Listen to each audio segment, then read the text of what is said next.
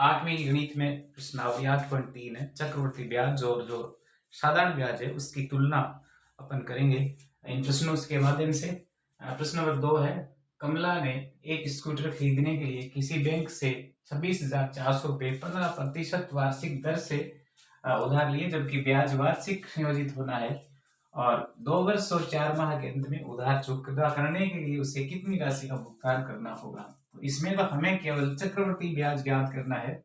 प्रश्न नंबर 2,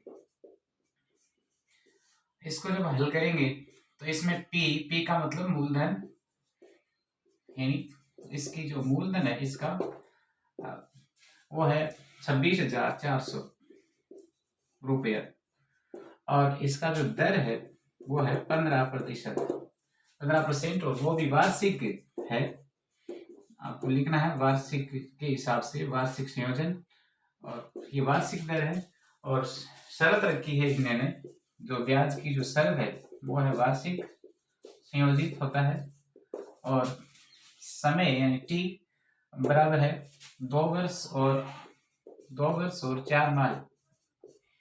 अब आप जो 4 माह है इनको 20 वर्ष में बदल ले तो ये 2 वर्ष तो अलग से है ही है, प्लस ये 4 माह है, क्योंकि एक साल में, एक वर्ष में 12 माह होते हैं, इसलिए 12 का इसमें भाग लगा दें तो ये वर्ष में बदल जाएगा। 2 प्लस ये हो जाएगा, इनको अपन सरल कर लेते हैं 1/3, क्योंकि 4 या 12 और 2 में 2 से 1/3 वर्ष ये हो जाएगी। समय हमारे पास आ जाएगा 2 से 1/3 वर्ष। अब अपन ऐसे लिख सकते हैं 2 से 1/3 वर्ष। अब हमें जो ज्ञात करना है वो ज्ञात करना है चक्रवृद्धि ब्याज। पहले अपन ज्ञात करेंगे मिश्र धन और फिर उसमें से घटा देंगे मूलधन। तो मूलधन इंटू 1 + 10/100, इसकी घात होती है टी यानी समय टी।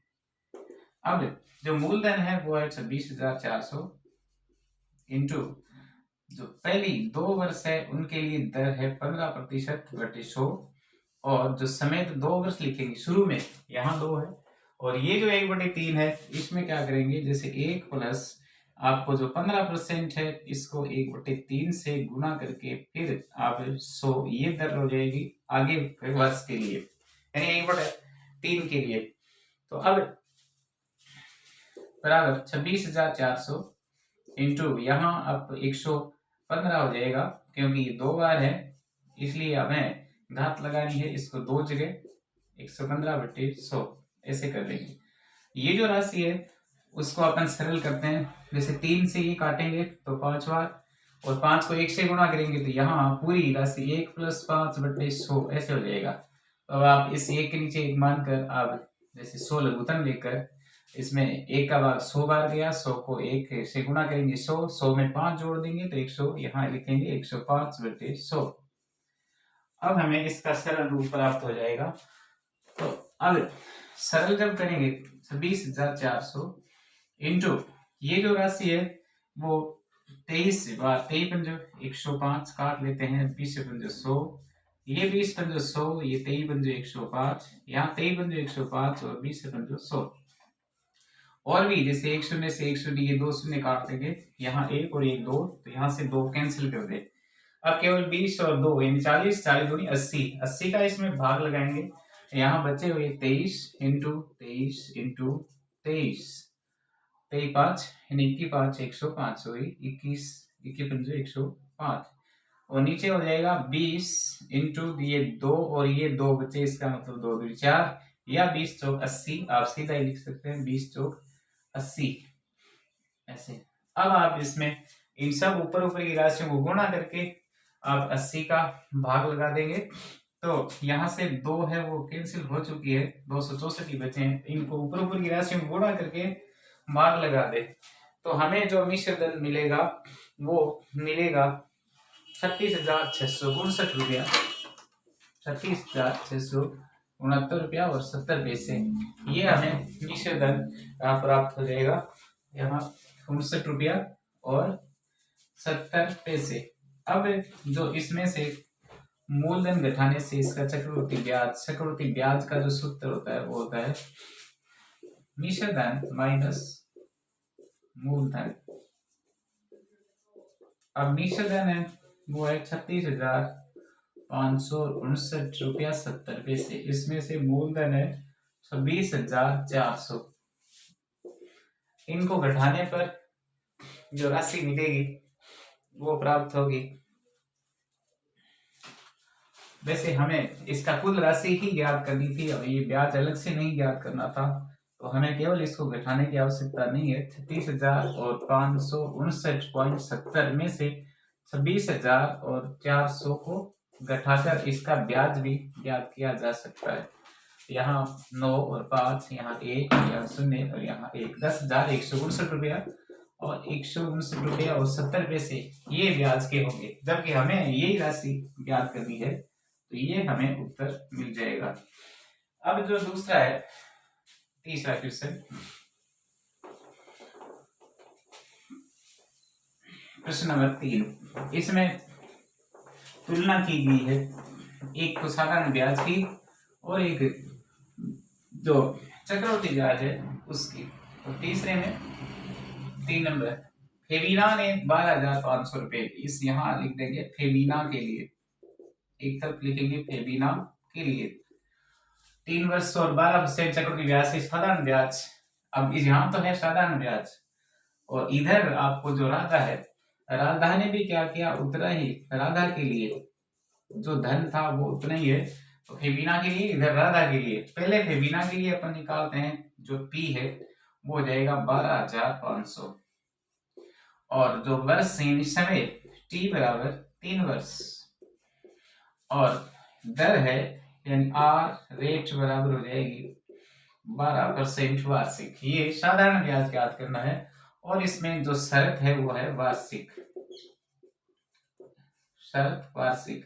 इसी तरह राधा के लिए जो मूलधन है वो भी उतनी राशि है, इसलिए 12,500 और जो समय है टी उतने ही समय के लिए है, इसलिए सी भी 3 वर्ष इसमें हो जाएगा और दर है उसकी 10%, दर बराबर 10% और वो है वार्षिक। ये इसमें शर्त रखी गई है और देखो यहाँ वार्षिक रूप से संयोजित होना है, तो वार्षिक हो गई। अब किसे अधिक ब्याज का भुगतान करना होगा और कितनी राशि करनी होगी, दोनों का हमें ज्ञात करना है ब्याज। ब्याज ज्ञात करने के लिए हमें इधर वाला जो साधारण ब्याज है इस फेबीना के लिए, उसका सूत्र लिखेंगे। साधारण ब्याज बराबर होता है P गुना T गुना R बटे 100, यानी P का मतलब मूलधन, समय और दर, इनको आपस में गुणा करके इसमें अपन 100 का भाग लगा देंगे तो हमें मिल जाएगा साधारण ब्याज। मूलधन है 12,500 इंटू समय है 3 वर्ष और इंटू रेट यानी दर है 12, 100 का इसमें भाग देंगे तो ये 2 शून्य इसमें कैंसिल हो जाएगी।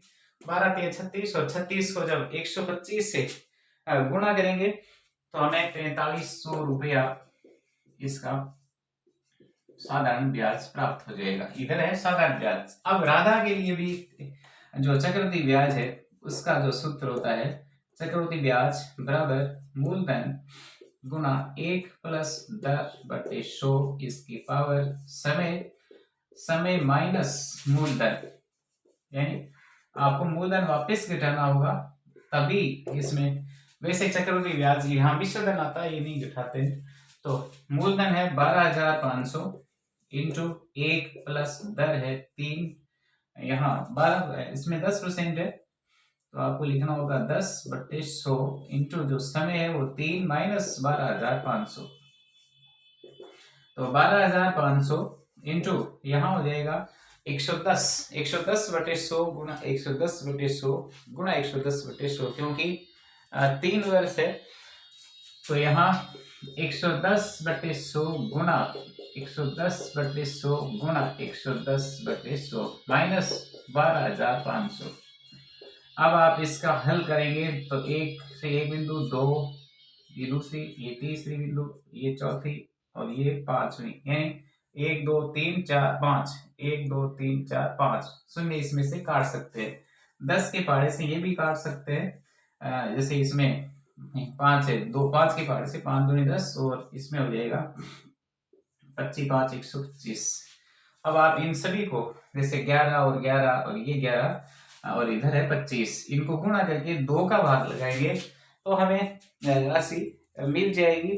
कौन सी? जो मिश्रधन है वो प्राप्त होगा इधर, तो वो हो जाएगा 16,637 रुपया और 50 पैसे। 16,637 रुपया और 50 पैसे। इसमें से 12,500 को आपको घटाना होगा। इसी से हमें क्या होगा, इसका जो ब्याज है वो प्राप्त होगा, तो वो होगा 4,137 रुपया और 50 पैसे।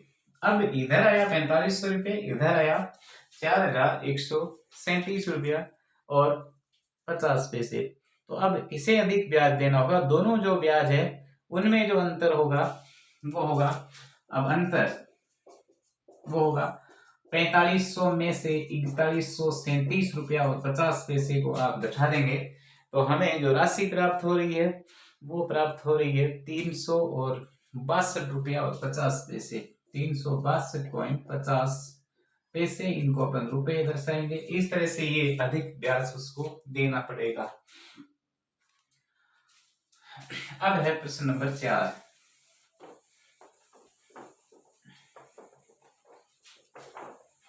चौथे प्रश्न में मैंने जमशेद से 12,000 रुपया, इसको भी हल करेंगे तो इसका P है वो है 12,500, 12,000 रुपये। समय है यानी T बराबर है 2 वर्ष और दर है वो है 6%, वो भी वार्षिक दर। अब साधारण ब्याज पर ये उधार लिए जाते हैं, अतः हमें जो साधारण ब्याज है वो याद कर लेना है। साधारण ब्याज का जो सूत्र है वो भी P गुणा T गुणा R बटे 100। तो अब देखो आगे और दिया, यदि मैंने ये राशि 6% चक्रवृद्धि ब्याज से उधार ली हुई होती तो मुझे कितना अतिरिक्त राशि का भुगतान करना होगा। तो इधर साधारण ब्याज करना है, इधर आपको चक्रवृद्धि ब्याज याद करना है। वही राशि है, वही इसमें 6% वही इसकी दर है। तो ये जो सूत्र होगा वो 1 प्लस दर बटे 100 की घात T यानी समय माइनस मूलधन, ऐसे हो जाएगा। इधर अपन PTR रखते हैं तो 12,000 इंटू T का मतलब 2 गुणा 6 बटे 100। 2 शून्य आप कैंसिल कर सकते हैं, 6 दूनी 12 और 12 को 12 से गुणा करते हैं तो 144 मिलेंगे। इसका मतलब 144, एक इसमें ये शून्य है तो 1440 रुपया इधर साधारण ब्याज प्राप्त होगा। अब जो चक्रवृद्धि ब्याज है उसको ज्ञात करने के लिए 12,000 गुणा 1 प्लस दर है वो है 6 बटे 100, इसकी जो घात होगी वो यहाँ 2 वर्ष इसलिए 2 लिख देंगे, माइनस 12,000 घटाएंगे। अब 12,000 इंटू इसमें हो जाएगा 106 बटे 100 गुणा 106 बटे 100 माइनस 12,000। अब इनकी 3 शून्य 1 2 3 ऐसे कट जाएगा और फिर 106 गुणा 106 और फिर ये 12, इनको आप गुणा करके 10 का भाग लगाएंगे तो हमें 13,483 रुपया, 483 रुपया और 20 पैसे ये इधर जो है वो मिश्रधन। इसमें से मूलधन वापिस घटाना 12,000 को, तो 12,000 वापिस घटाएंगे तो इसमें 1,483 रुपया और 20 पैसे ये इसका ब्याज। अब इधर 1440 है, इधर 1483 है, तो इन दोनों में जो ब्याज का जो अंतर होगा, दोनों का जो ब्याज का अंतर निकालेंगे तो ब्याज होगा वो 1483 में से 20 में से घटाएंगे 1440 तो बचेगा 3.20, तो 1 हो गया और 43 रुपया और 20 पैसे इसका अधिक ब्याज देना होगा चक्रवृद्धि ब्याज से जब कोई राशि देते हैं तो।